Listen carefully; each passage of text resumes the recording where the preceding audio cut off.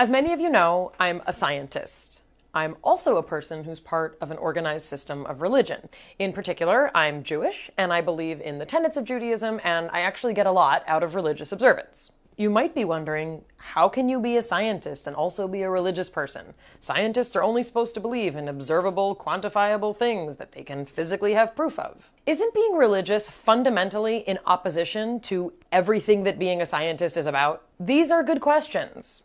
I'm a thoughtful person, I am a skeptical person, and I am not a person who believes blindly in anything. So how is it that I believe in God, and what does that belief look like? Well, maybe it's easier to start with what I don't believe God is. I don't believe God is an old man with a beard in the sky who grants you magic fairy wishes if you recite the right words or feel guilty enough. I don't believe that God can grant you a parking space if you pray hard enough. And I don't believe that God has set up some code of behavior, and if I don't live by it, I won't be granted my place in heaven among the angels. So if the God I believe in isn't all of those things, who is God?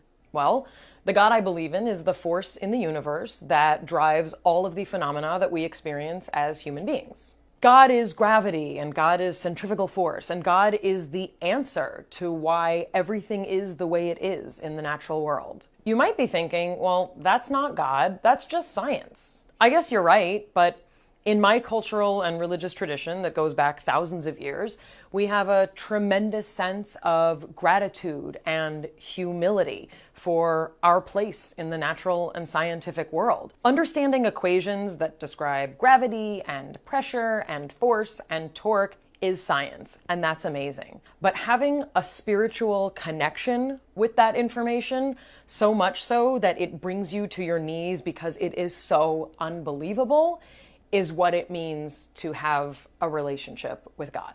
I also ascribe our ability to think, to reason, to love, to build, to create as divine, because it's amazing that we exist.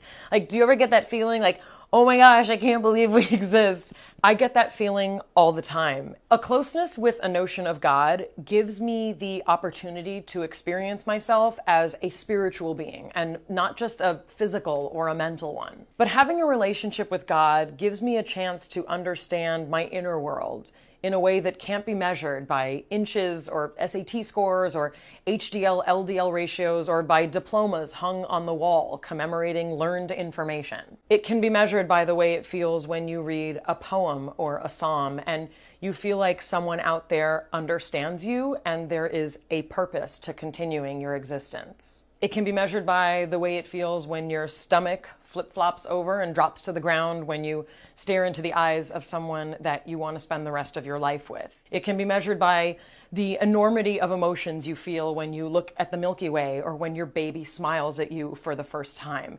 It can be measured by the depths of despair that you feel when someone breaks your heart. And it can also be measured by the hope you feel when you know that you will love again. So what do I get from religion? Well, my religious practice gives me discipline. It's normal and healthy for human beings to have boundaries, and I guess to what extent you want them is kind of up to you. For me, my religious tradition helps me to think hard about decisions I make. I only eat certain foods, I make it a priority not to gossip, to learn to be more compassionate, to find ways to repair the world, to meditate, to seek justice and pursue it. All of these things are guided by the structure of my religious faith. And I'm inspired by the notion of a responsibility to a universe that is governed by something bigger than me. It's okay for smart people to believe in religion, and we aren't always happy with how religion looks or how religious people act. But there's a force in the universe that underlies all of this beautiful chaos. And understanding the relationship between science and God, I think, makes me a better scientist and a more complete person. So I'm sticking to that. Subscribe to my channel. See you next time.